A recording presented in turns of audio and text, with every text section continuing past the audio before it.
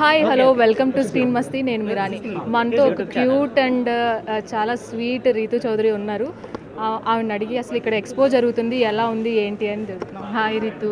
Hi. ఎలా ఉన్నారు? చాలా అంటే చాలా బాగున్నాం. మీరు ఎలా ఉన్నారు? I'm so fine. అండ్ అలాగే ఇక్కడ ఎక్స్పో జరుగుతుంది, ఎలా ఉంది అవుట్ఫిట్స్ అన్ని?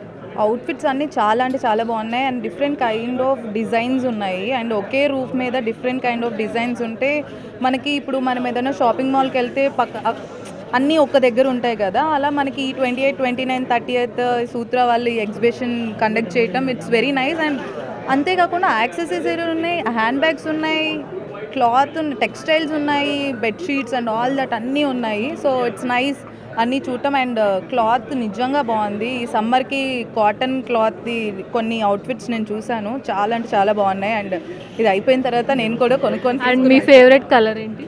My favourite is all time black and white. And outfit ఏంటి? Outfit I love saris. And you look very beautiful and hot in saris also. Thank you. And అలాగే దావత్ run అవుతుంది కదా, దావత్ గురించి కాంట్రవర్సీ కూడా వస్తుంది, జస్ట్ డబుల్ మీనింగ్ అని. సో ఏంటి అది అంత డీప్గా వెళ్ళి కన్వర్జేషన్స్కి? అంటే పచ్చకామర్లోడికి లోకమంతా పచ్చకు కనిపించినట్టు ఇప్పుడు అంటే మనం అడిగింది ఒకలాగా అయితే మనకు అంటే వినేవాళ్ళు ఎవరికి ఎలా అనిపిస్తే అలా అనిపిస్తుంది. అండ్ డబుల్ మీనింగ్ అని అంటే ప్రతిదానికి డబుల్ మీనింగ్స్ ఉంటాయి కాబట్టి అలా. అండ్ సీజన్స్ వస్తూ ఉంటాయా? సీజన్స్ అంటే ఇప్పుడు ఫస్ట్ సీజన్ అయిపోవడానికి వచ్చింది అండ్ డెఫినెట్లీ ఇంకొకటి కూడా దే ఆర్ ప్లానింగ్. సో ఇది అయిపోతుందో ఇంకా కన్ఫర్మ్గా లేదు, బట్ పక్కా కంటిన్యూ అవుతూనే ఉంటుంది. మేబీ చేంజ్ చేసి ఏమన్నా. దావత్లో మెయిన్ హైలైట్ అయింది నవదీప్తో చేసింది. సో నవదీప్తో ఇంటరాక్షన్ ఎలా ఉంది? నవదీప్ నాకు అంతకుముందు అస్సలు తెలీదు, ఓన్లీ దావత్కి వచ్చిన తర్వాతే తెలుసు. And that is suppose to be అంటే అంతకుముందు ఆషు చేసింది అండ్ హర్యానా చేసింది సేమ్ షో.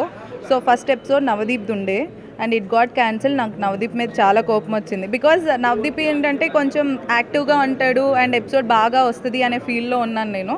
కానీ నవదీప్ హ్యాండ్ ఇచ్చే వరకు ఆ రోజు ఫుల్ తిట్టుకున్నాను, బట్ తర్వాత ఎప్పుడో వచ్చాడు and it is too much fun. And నవదీప్కి I want him to be more success. And Love Mouli కూడా ఇప్పుడు వస్తుంది కాబట్టి అది సూపర్ హిట్ అవ్వాలని అనుకుంటున్నాను, because he is very positive vibe and very active nice guy. And next మీ projects? Next అని అంటే ఇప్పుడు మా టీవీలో ఒక కొత్త షో స్టార్ట్ అవుతుంది అండ్ అది కాకుండా ఇంకో 2 షోస్ ఉన్నాయి అండ్ 1 మూవీ. అది నేను మొత్తం కన్ఫర్మ్ అయిన తర్వాతే చెప్పగలను, ముందు చెప్తే కొన్నిసార్లు అవ్వవు అందుకు. అండ్ జబర్దస్త్లో ఎక్కువ కనిపించట్లేదు ఎందుకని? శ్రీదేవి జబర్దస్త్లో ఎక్కువ కనిపించకపోవడానికి హైపర్ ఆది గారే రీజన్. ఆయన లేకపోతే నేను జబర్దస్త్ ఇంకా చేసి ఐ డోంట్ ఫీల్, బికాజ్ ఆది is more comfortable for me. ఆయన లేకుండా జబర్దస్త్ నాకు చూడాలి అని అనిపించదు, చెయ్యాలి అని అనిపించదు. సో అందుకే.